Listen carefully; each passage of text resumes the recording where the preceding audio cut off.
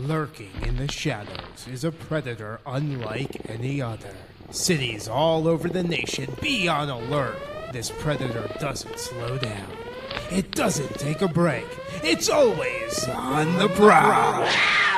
Joining you on the prowl to talk Jacksonville Jaguars is Dan Tortora. Jaguars! Welcome back here to Wake Up Call with Dan Tortora on wakeupcalldt.com, your one-stop sports shop, and on mixlr.com/wakeupcalldt. You know what time it is inside of the morning menu every single Monday to start off the second hour of the show. We started a little bit back here today, and Marvin Graves going into the second hour of the broadcast, but deservedly so. We had a lot of things to talk about with Syracuse and his history and being a part of that 1991 team that was the last team to start the season 4-0. So we are now starting on the prowl, featuring Jacksonville Jaguars talk. The Jacksonville Jaguars, this is not, this is okay. There's a very strange week in the NFL. We're going to get to it in just a few minutes here, but we got to start with the Jacksonville Jaguars talk. So let's do that in the here and now, get to that Jaguars game, and not just this Jaguars game, but in general. You can read my story on wakeupcalldt.com on the Right Now page. You can go right there and read Titans are Jaguars Kryptonite is the name of the story. And there's a bunch of stories you can read on the Jacksonville Jaguars, as well as Syracuse football, Syracuse men's basketball, the ACC, NCAA, the NFL, the American Athletic Conference, and so on and so forth. There's over 500 articles available to you on wakeupcalldt.com. Guess what, folks? For free. Not click on this and do this and go here and go there and buy this and buy that. It's all free. Every single article, wakeupcalldt.com, go to the Right Now page. It's a play on words. What that is it's our online newspaper, and you can read what I write right now. So, Titans are Jaguars Kryptonite. The Jacksonville Jaguars had one of their best seasons as a franchise in the 2017-18 campaign. They won 10 of 16 regular season games last season. Jacksonville will go on to defeat the Buffalo Bills at home in the AFC wildcard round, and then head to Pennsylvania, where they met and took down the Pittsburgh Steelers in the AFC divisional game. They would command the majority of the AFC championship game on the road in Foxborough versus the New England Patriots, missing what could have been their first ever trip to the Super Bowl by a mere 4 points. But they did not defeat the Tennessee Titans last season, despite all of that. They lost not once, but twice to their AFC South divisional foe. Jacksonville suffered their largest loss of last season, with the postseason included, every game they played. Suffered their worst loss against Tennessee at home in Jacksonville by 21 points, 37-16 last season. Their second largest defeat was by 10 fewer points, by 11 fewer points, 27-17 versus the Los Angeles Rams, also at home in Jacksonville. Case in point, the Jacksonville Jaguars struggle when they face the Titans, no matter what the situation is, how the season is, or how well the team is playing. Jacksonville was coming off of a win over the New England Patriots in Week 2 of this season, where they won by 11 points, 31-20, at home at TIAA Bank Field, gaining their first win ever over New England in the regular season.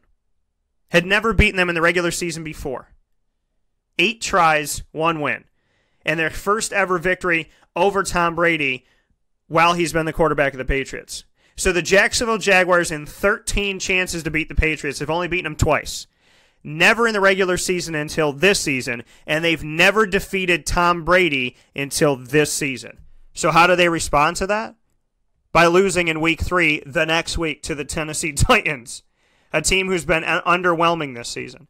In the first half of the contest on Sunday, September 23rd, Tennessee quarterbacks Marcus Mariota and Blaine Gabbert, who was supposed to be the franchise quarterback for the Jaguars before they drafted Blake Bortles, Gabbert and Mariota combined in the first half of yesterday's game on September 23rd to go 4 for 10 from the field for 18 passing yards, 1.8 yards per pass in the first half. And the Jaguars couldn't get up on that team. The Jaguars could not get up on a team whose quarterbacks combined to go 4 for 10, which is 40%, 18 total passing yards in a half an hour of play. The first half. Despite outgaining the Titans 110 to 60 total yards and 6 first downs to 4 in the first half, the Jaguars had nothing but a field goal to show for it. If not for the boot of Josh Lambo, who made almost a 50-yarder, he made it from 46 yards away in the second quarter, the Jaguars would have nothing to show for themselves in the first half. With 2:27 left in the third quarter, the Jaguars would take 6 minutes and 39 seconds off the clock, which was huge, but it ended up hurting them in the long run. Bortles went 6 for 7 on this drive, but again, no end zone for the Jaguars, who kicked a 38-yard field goal to tie the game at 6-6, a response by Lambo to Ryan Succop's 36-yarder in the second half. Though Jacksonville's defense did not allow a single touchdown all game, their offense didn't gain one either, and the defense was left on the field for more than half the game. And they say that no matter how good a defense is, the longer they have to play, the more snaps they have to play, the bigger chance that even the best defenses in the country are going to make mistakes. And a failure to keep them off the field in this game was an issue. The Jacksonville defense struggled against the run, failing to slow down the wheels of Mariota, who averaged 7.3 yards per carry on 7 carries for 51 yards. Jacksonville gave up a total of 150 yards on the ground, while their own rushing attack ended with 87 yards. Starting running back Leonard Fournette sat for the second straight week due to a hamstring injury. On top of that, 2 of Jacksonville's starting linemen, left tackle Cam Robinson and right guard A.J. Cann, were inactive for the game. Robinson's out for the season with a torn ACL, anterior cruciate ligament, and Cann is nursing a triceps injury. So on both sides of the line, they were missing somebody protecting Blake Bortles, and it showed. And on top of that, you don't have your big burly back in Leonard Fournette. So moving the ball and protecting Bortles were obviously an issue. On a fourth quarter drive for the Titans, Mariota went 3 for 4, and running back Derrick Henry ran 7 times for 33 yards, almost 5 yards per carry, to help set up Succop, who connected from 28 yards away to give Tennessee the separation they needed to get the win the same way. So they left Jacksonville the same way they did last year, with a dub.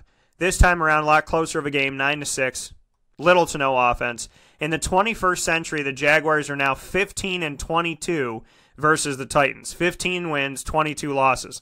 There's only been one season in the 21st century where the Jaguars have won both divisional games against the Titans in the same season, and that was in 2005-06 campaign. The 2005-06 season, which was 13 years ago. It's the only time in the 21st century that the Jacksonville Jaguars have defeated the Titans in both divisional games of one season. Overall, Jacksonville is 20-26 all-time against the Tennessee franchise. The bright spot for Jacksonville in this head-to-head rivalry, though, has been Blake Bortles, who went 3-0 at home versus Tennessee in his first 3 seasons in the NFL, defeating the Titans on December 18th, 2014 by a score of 21-13, on November 19th, 2015 by a score of 19-13, and on December 24th, 2016 by a score of 38-17. So, think about that. The Jacksonville Jaguars struggle at home against the Titans, struggle overall against the Titans, but Blake Bortles started off 3-0 at home against the Titans in his first 3 seasons. But Bortles, here's another interesting fact coming off of this. Bortles started 3-0. Bortles is one of the quarterbacks that looks good against the Titans that wears the Jaguars teal. But Bortles has yet to get a home win over the Titans on a Sunday. This makes it even weirder. Since 2013, the Jaguars as a team have only defeated the Titans once in 8 Sunday contests.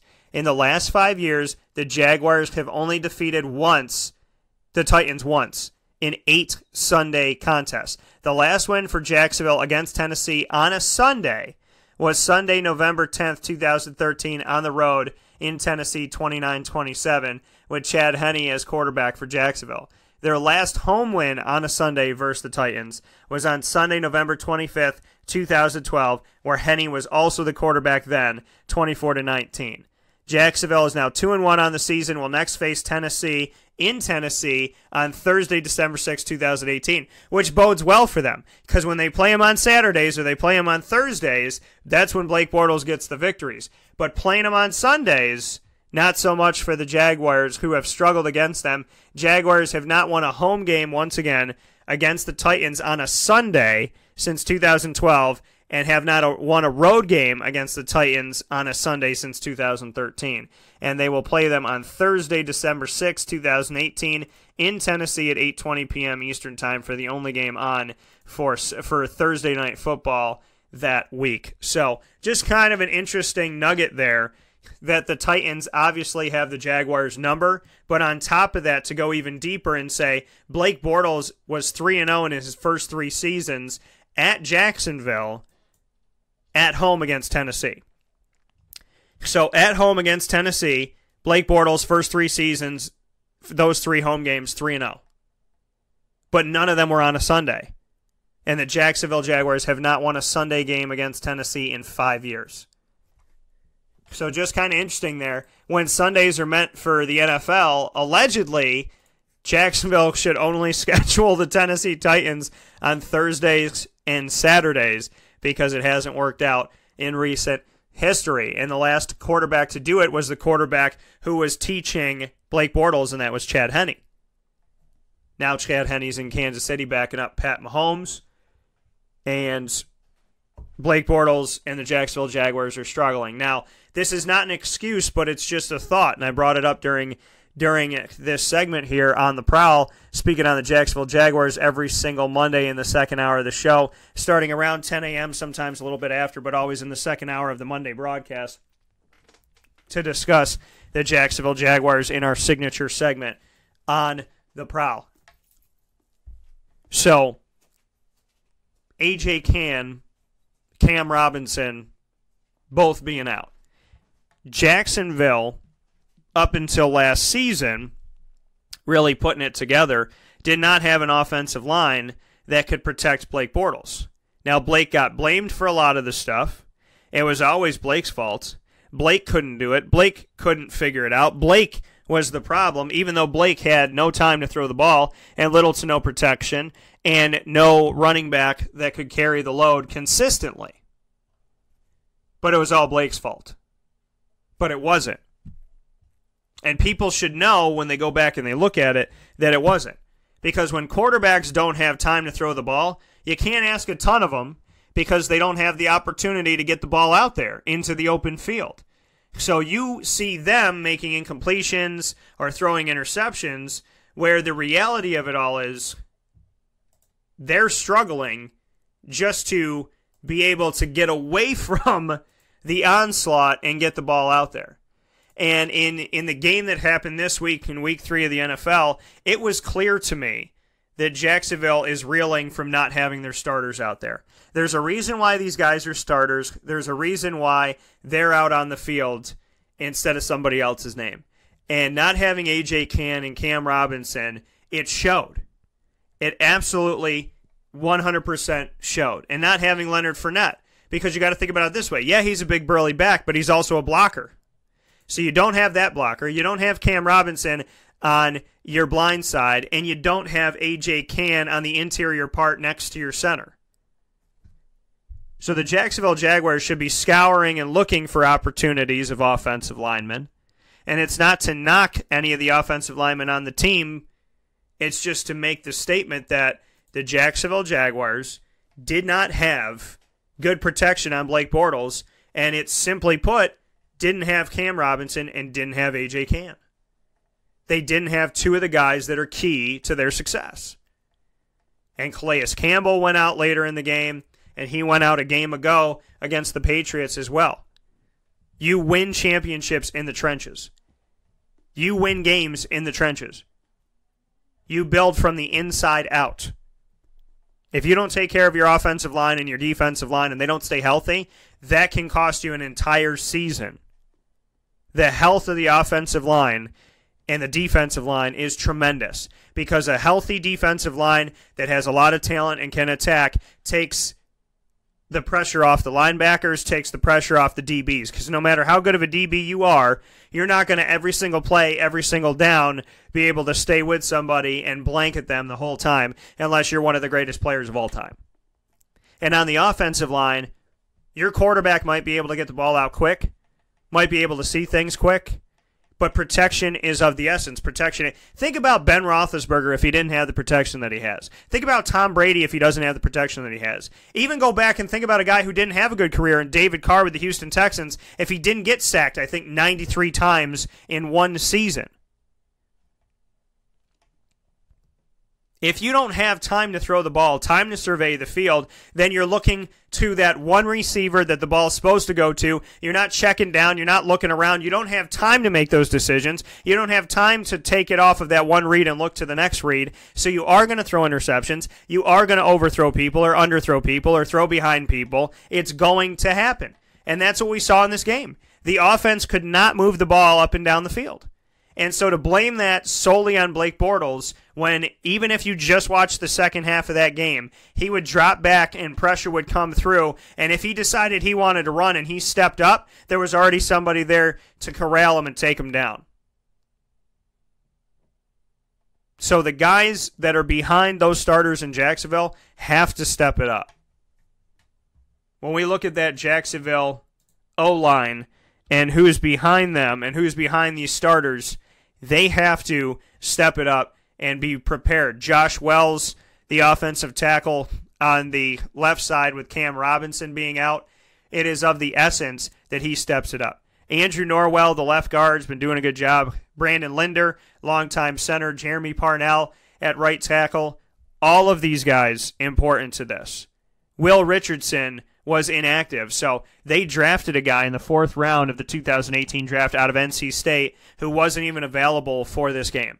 So your backup wasn't available. Then you have Chris Reed and Josh Walker, and that's it. So Josh Wells held his own against the Patriots with Cam Robinson going out early in the game.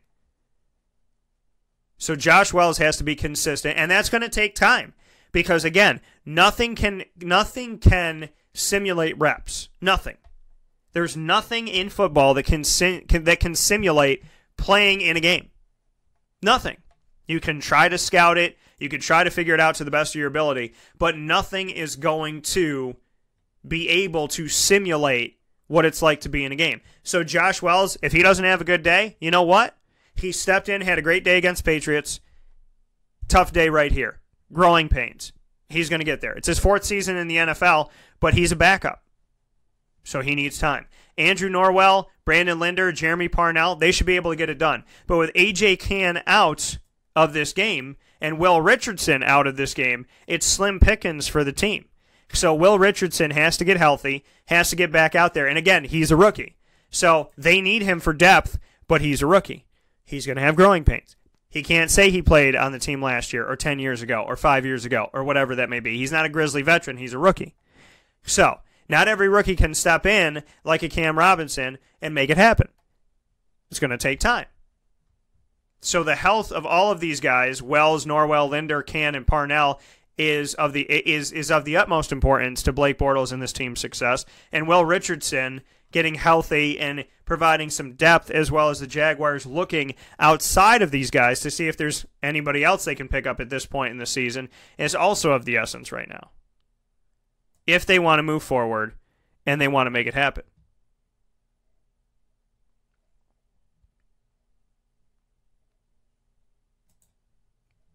Because this team is more than capable of getting somewhere this season. More than capable of getting somewhere this season. But the injury bug can kill you. And we've seen it happen to Doug Marrone when he was at Syracuse. The injury bug can kill you. So the hope for this Jacksonville team is that they can find the backups that can get it done, and that injuries to A.J. Cann and Leonard Fournette and Calais Campbell and Jalen Ramsey, that all of these will heal and stay healed so that the team can move forward. Because one of the most unfortunate things is when something happens out of your control, when you have the talent and you have the ability to make it forward and to do something special in a season. It's crucial that these guys get healthy, but it's also crucial that Jacksonville gets smart in the game here and proactive and goes out and sees who's out there, if there's anybody out there worth a lick and given an opportunity to on this team this season. Jacksonville Jaguars kryptonite are the Tennessee Titans. And their offense is not that bad, but go back and watch the tape. Blake Bortles did not have time. He didn't. There were plays where the offensive lineman completely missed. Completely and utterly missed picking up a blocker, or picking up a block. Just standing in the wide open field. And I'm not here to single people out or to knock people or anything like that. It's a hard job to do. But the reality of it all is, this is not Blake Bortles sucking up the day. This is injuries affecting a crucial part of the team, which affected their ability to move the ball, which put the defense on the field more, which eventually led to, no matter how good you are, giving up some plays. And they gave up not a lot, but just enough in the second half to put Tennessee in field goal range. Think about this. Jacksonville didn't allow any touchdowns. Even though Marcus Mariota marched down the field, they did not let him in the end zone. They did not let him in the end zone. But they ran the ball. They ran the ball, and they ran the ball, and they ran the ball, and they ran the ball, and they ran the ball, and they ran the ball, and eventually it started working against the Jaguars. That defense should not be condemned for this game, nor should Blake Bortles.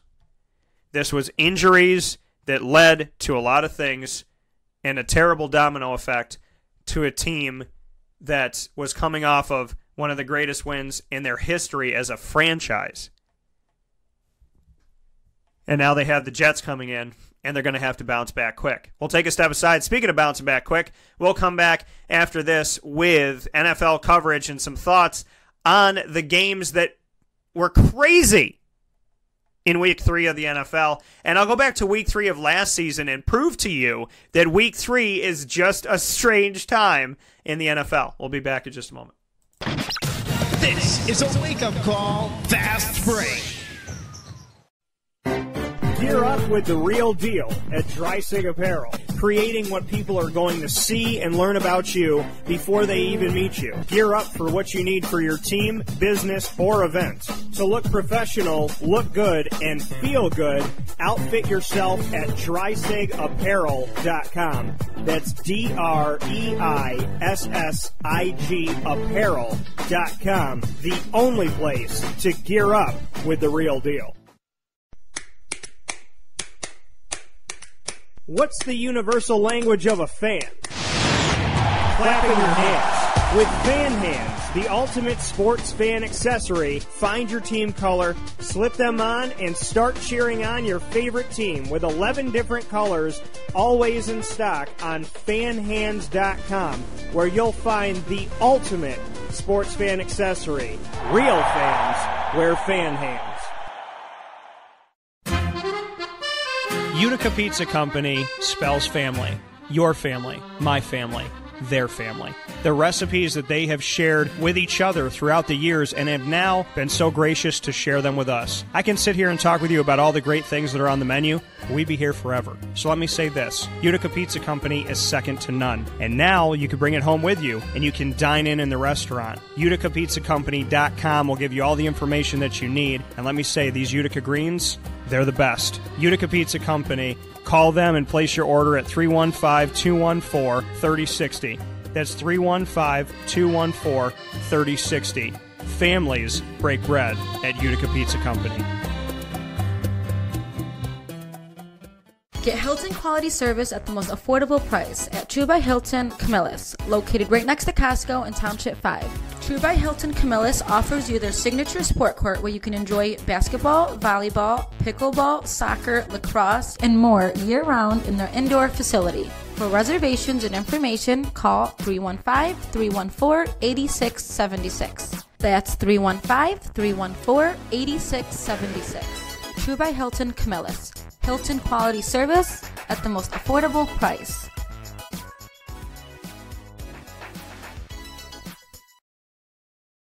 Welcome back here to Wake Up Call with Dan Tortora on wakeupcalldt.com, your one-stop sports shop, and on mixlr.com Wake Up Call DT. I hope the day is treating you well and you're having a great time here on a Monday morning. Monday morning quarterback we had just a little bit ago with our guy Marvin Graves, who was the quarterback for the Syracuse Orange the last time the team started the season 4-0. So when everybody's been talking to you about 27 years ago this and 27 years ago that was Marvin Graves' time in 1991 when they took down Florida, Vanderbilt, Maryland, and Tulane. Florida was ranked 5th in the country at the time inside of the SEC, and Syracuse took them down by double digits in the Carrier Dome. Something about winning big games inside of the Dome.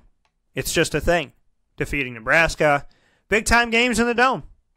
But now Syracuse has to win a big one on the road in Clemson in Death Valley. And when we look at Clemson's schedule thus far this season, let us take a little peek here, a little gander at the schedule for Clemson so far this season, because the Syracuse Orange, as you know, played at Western Michigan and then home against Wagner, Florida State, and UConn. When we look at the schedule for the Clemson Tigers are 4-0 as well. And the Clemson Tigers have played Furman, at Texas A&M, which is a good game because that was Jimbo Fisher up against Dabo Swinney again for the first time with Jimbo at Texas A&M, so that was a big-time game. And then Georgia Southern and Georgia Tech. So Georgia Tech, mid-range opponent in the ACC. Georgia Southern should win. Furman should win. So the tougher game was Texas A&M.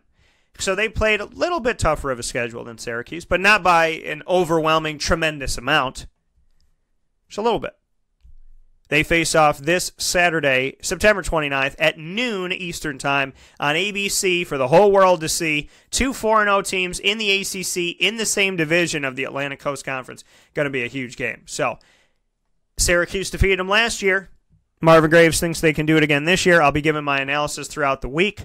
Very excited about having the opportunity of doing that. Stranger things have happened for somebody that thinks it can't happen, just like Week 3 in the NFL. Well, back in 2017-18 season, last season, Week 3 in the NFL was interesting as well.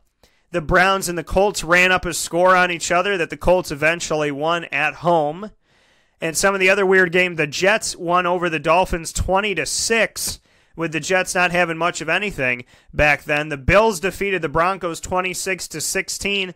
In that game, the Bears took down the Steelers 23-17, a Steelers team that would make it to the AFC divisional round game in this. The Falcons won over the Lions in a game where Golden Tate's touchdown was called off, which confused the heck out of people. The Tennessee Titans won at home against the Seattle Seahawks 33-27 that last season in Week 3 as well. So there were some weird things that happened last Week 3. But this Week 3 definitely, in my opinion, takes the cake between the 2 years. I wanted to show you that Week 3 was a strange year last year, just as it is this year. But this year might be the strangest that I may have seen in a very, very, very long time, if ever. If ever. The Buffalo Bills, who started off the season 0-2 and gave up 11 sacks to start the season, with a rookie quarterback starting only his second game, Josh Allen out of Wyoming, the team went on the road to Minnesota, who has a good defense, and won the game 27-6. We're up 27-0 until 2:59 left in the fourth quarter. The Buffalo Bills, I do not stutter, were in a game where they were winning on the road in Minnesota by 27 points until there was 2:59 left on the clock of 60 minutes. 60 minutes. They did not allow a score on the clock for 57 minutes and 1 second. The Buffalo Bills defense on the road in Minnesota. The Buffalo Bills defense on the road in Minnesota did not allow a point for 57 minutes and 1 second. And Josh Allen, 10-yard touchdown run in the first quarter. Stephen Hauschka, the former kicker of Seattle, wish they had him back, I'm sure, as they don't have a lot to write home about right now besides Russell Wilson.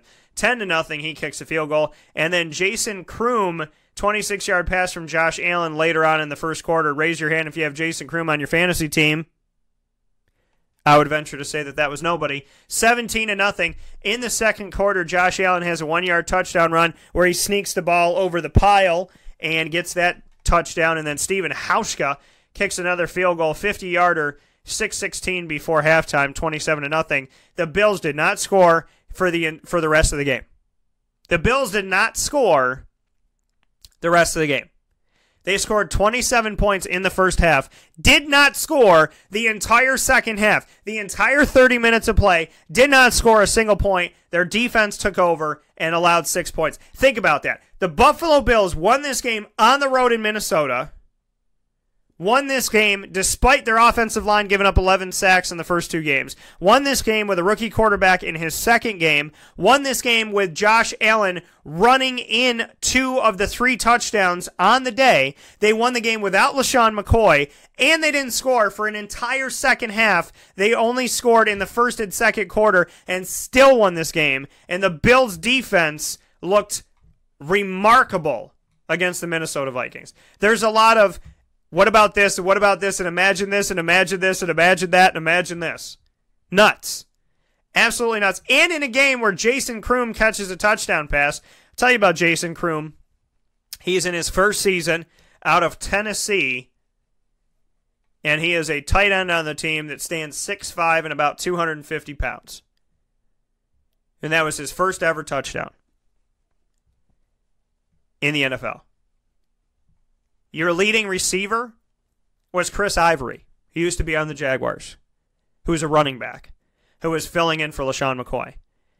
He went 56 yards on the ground, underwhelming at 2.8 yards per carry, but 23.3 yards per catch, catching 3 balls for 70 yards on the 4 targets that he had. Ended the day with 126 all-purpose yards. Tremendous. The Buffalo Bills defense had 10 passes defended, 5 quarterback hits, 4 sacks in the game. And their offensive line only gave up 3 sacks, the least amount of sacks they've given up in any game this season. They gave up 6 in the first game, 3 on Nathan Peterman, 3 on Josh Allen, 5 in the last game, all with Josh Allen being sacked, and only 3 in this game. So they went from 6 to 5 to 3. They're trending upward right now, this Buffalo Bills offensive line. And the defense of Tremaine Edwards and so on and so forth took care of business. 4 sacks on the day. Matt Milano with a sack in the game. Trent Murphy with a sack. Kyle Williams and Jerry Hughes. I want to shout out Matt Milano because I covered him at Boston College. Talk about keeping a Northeast guy in the Northeast. He's from Comac, New York, 24 years old, born in 1994. He was a 5th-round draft pick by Buffalo in 2017. He's in his 2nd season out of Boston College, and he was awesome back then, and he's awesome now, helping them defeat the Minnesota Vikings. So that was weird win number 1 of this week, week 3 in the NFL. Let's go to another weird win that happened in the NFL. I can't say that Cleveland's a weird win. It's their first win in 635 days, but I don't think it was a weird one because the Cleveland Browns have gotten progressively better, and I thought that, Sam Darnold's going to throw some interceptions early on in his career. So the Browns winning, I'm not going to say that 21-17 win was weird. I will say the Redskins win. Shout out to Marvin Graves. He's a Redskins fan, and he's from the D.C. area. The Redskins at home last week against the Colts scored 9 points in a loss. 9 points. That's it. Then friggin' Aaron Rodgers comes into town. They score 31. Figure that out. The Colts are not a phenomenal team. The Colts are not a prevent defense that are going to stop you on every play. Andrew Luck doesn't look miraculous right now in his return. He looks okay. But Adrian Peterson up against the Green Bay Packers, whose defense has been not there for a while now. Not as scary as it used to be by any stretch of the imagination when Brett Favre was quarterback, that defense on the other side. Adrian Peterson, or even early on in Aaron Rodgers' career, Adrian Peterson, 19 carries for 120 yards, 6.3 yards per carry, 2 rushing touchdowns. This is what makes it really hard to say who do you play. because Adrian Peterson is that guy who last week had 1.8 yards per carry, looked completely awful and disgusting, and then this week they're playing Green Bay, so you're thinking, oh God, I got to keep him off. Nope, 2 touchdowns, 120 yards rushing. On the other side of it, who'd I tell you to play? Devontae Adams and Geronimo Allison. Did you listen to me? Probably with Devontae, but did you listen to me with Geronimo Allison? He had the most yardage of any receiver for Green Bay with 76 yards on 2 catches alone and had a touchdown in the game. Jimmy Graham had 45 yards, no touchdown, still underwhelming. This Washington defense had 4 sacks on the day, 5 tackles for a loss, 6 quarterback hits in the game. Guess how many sacks Green Bay had on Alex Smith? 0. 0. Big old goose egg. Paul Richardson and Adrian Peterson led Washington to a 14-0 lead at home against Green Bay in the first half. In the second quarter, the teams traded a touchdown here and there, but the Packers had a field goal and a touchdown. The Redskins had 2 touchdowns. So they were up 28-10 at the half. Then in the third quarter, Devontae Adams got a touchdown to make it 28-17, still down, and Dustin Hopkins, with 1:58 left to go, wins the game 31-17. Giuseppe had something to say here. Giuseppe Fishing on the line. He said, I think it happened because I was out fishing and wasn't able to watch the game. I would agree with that. I would definitely agree with that, because there is something to fans, you know, when a fan is sitting and watches every game religiously, and then you end up going to the flea market with your wife, or you go out fishing, or you're at Disney, or whatever it may be, and then something, or you're on vacation, and something wild happens, either good or bad, you're like, oh, wow, it's probably because I wasn't there. So it's insane how that stuff works out and how that happens. So, Giuseppe, you would be more amazed, I think, than not about how true that is. The Titans Jaguars, that was a weird one, 9-6. We talked about it though, and on the Prowl. I picked the Giants in this one. The rest of the group here on Wake Up Call went against me. Mike Sofka and John and Jordan Newman all went with the Texans. I went with the Giants in this game. Came up big time late in the game. 27-22, they ended up winning the game. They had a big time second quarter, but they were scoreless in the third quarter, which made the game interesting.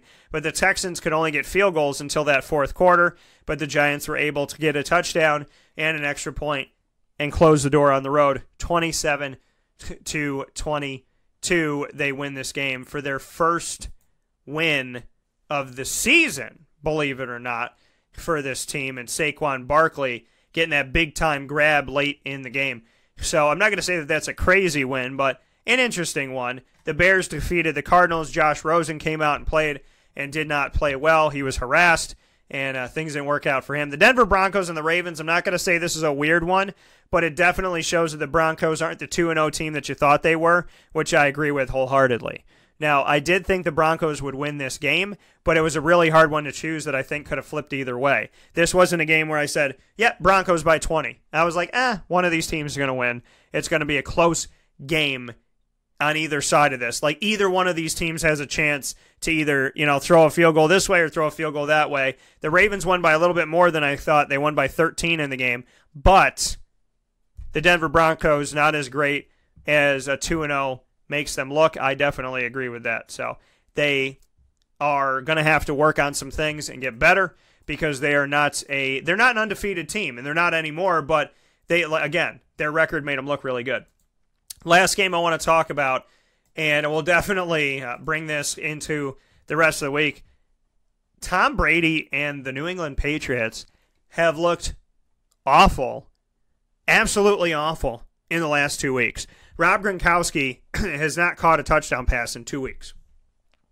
No touchdowns in 2 weeks. Jacksonville's defense, Detroit's defense. No touchdowns in 2 weeks. Both games on the road, none of them in Foxborough. The New England Patriots won their first game at home against the Texans, and that game was close, 27-20. So even in the win that they had at home, it was a close game. They lose at the Jaguars and at the Lions. They have given up, in their 2 losses this season, in the last 2 weeks, they've given up 57 points and scored 30. Tom Brady in this game, 133 yards, 14 of 26, almost had as many incompletions as he had completions in this game. He was 54% from the field this week. 54%. Barely completing over half of his passes. Averaged 5 yards per attempt. Had 1 touchdown and 1 interception. And Detroit got 2 sacks on him for a loss of a total of 13 yards. Like I said, Rob Gronkowski does not score. He has not scored in the 2 losses that the team has had. The only touchdown that he had was against the Houston Texans at home in that victory. And it was a touchdown of separation, 27-20. So Tom Brady doesn't look good in these last couple. Rob Gronkowski doesn't look good in these last couple. James White did okay. I told you to play him. He got you a touchdown. Didn't get you a ton of yards. Nobody got a ton of yards on this team. Most receiving yards, Rob Gronkowski with 51. Chris Hogan had 31. James White had 14. Sony Michel, 50 yards on the ground, no touchdown. But on the other side of it, speaking of on the ground, somebody did something pretty special in his 3rd game as an NFL running back. Shout out Kerryon Johnson for what he did. Big shout out to Kerryon Johnson for what he did in this game. Carry on my wayward son. There'll be peace when you are done. Lay your weary head to rest. Don't you cry no more.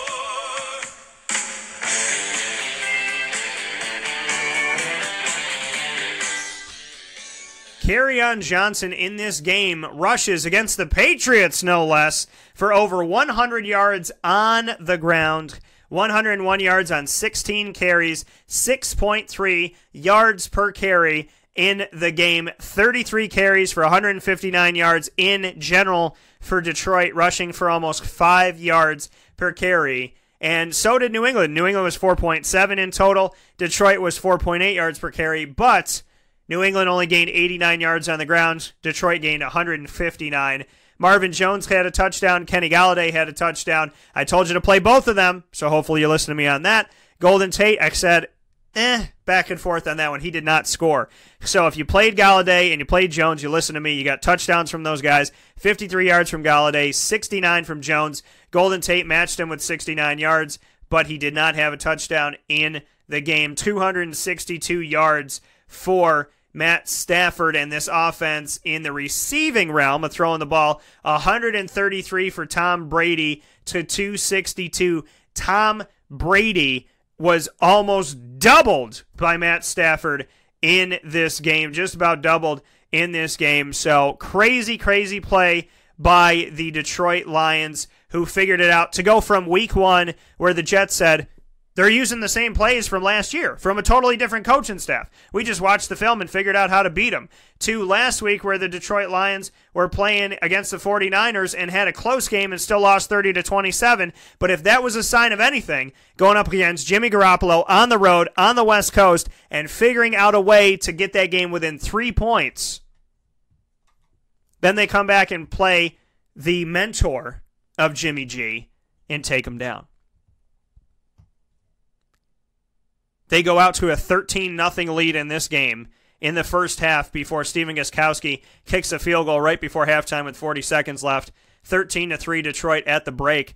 20-10 after the third quarter and a touchdown on each side. And then in the fourth quarter, totally shuts out the Patriots. Do not allow a score. They did not allow the Patriots to score in the first quarter. Did not allow them to score in the fourth quarter. They started strong. They finished strong. They won the game 26-10. The Detroit Lions, folks, win over the Patriots. Matt Patricia, the old defensive coordinator of the New England Patriots, defeats Teacher. Takes him down. How crazy is that? Takes down the teacher. The student takes down the teacher in this game. The Detroit Lions win it at home by almost 20 points, and I watched this show last night after the game. Loved this show. Been trying to catch up on it. And so, with all due respect, with trying to catch up on this, this only makes sense to be the background music to end today.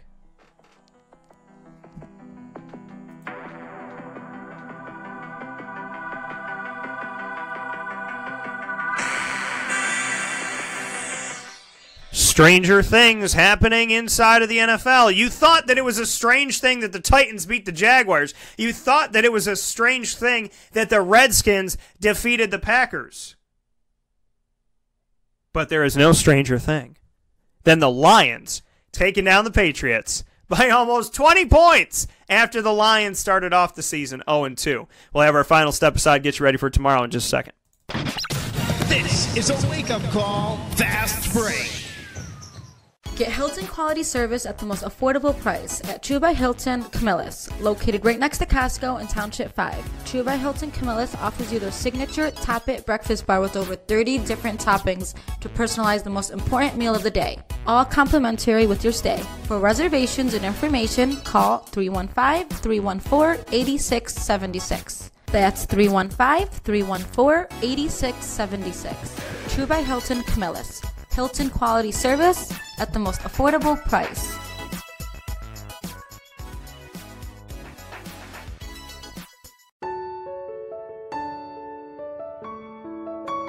Having peace of mind when you're out of town that your furry-loving friend is safe and sound means taking them to Canine Campground, because we all know that when it comes to the love of our pets, it goes well beyond the call of duty to make sure they're safe and sound. Right, Lily?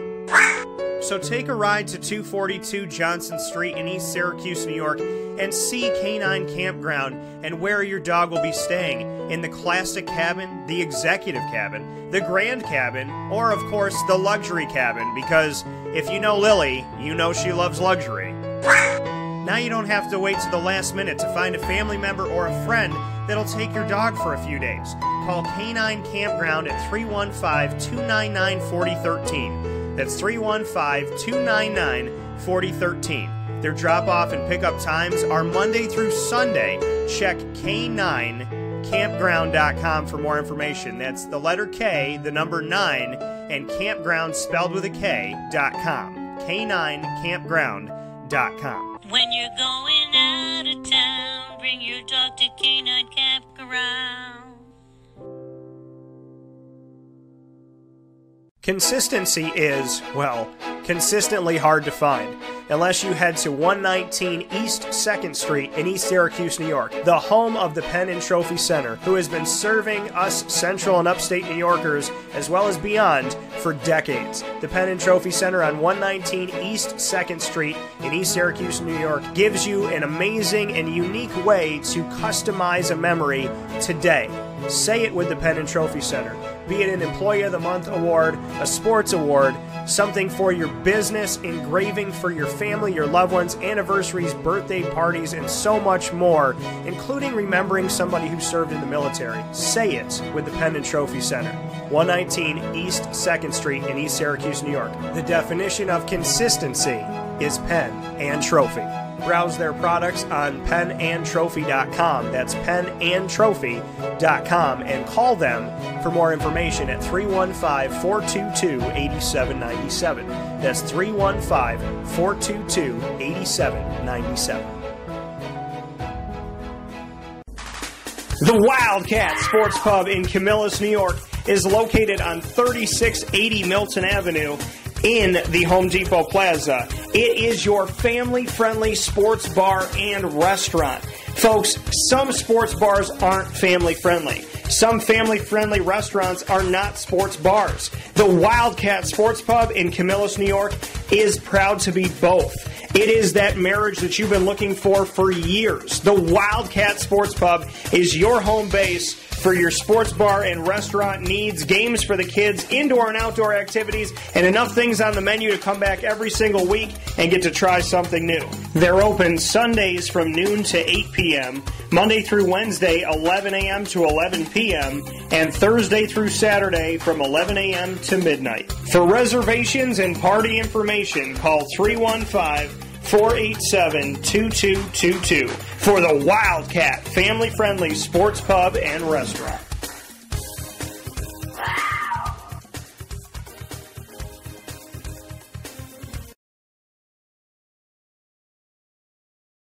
Welcome back here to Wake Up Call with Dan Tortora. Really quick, get you set up for tomorrow. Todd Philcox, for the first time ever, is going to join the show. Speaking of quarterbacks in Syracuse history, he was the quarterback of Rob Drummond along with Don McPherson. So you'll hear from Todd Philcox. Ingredients to Success, proudly brought to you by Utica Pizza Company and It's a Utica Thing, and so much more, including a bunch of Syracuse players and Dino Babers coming off of 4-0 and that win over UConn, all coming up tomorrow. God bless, and I'll talk with you then.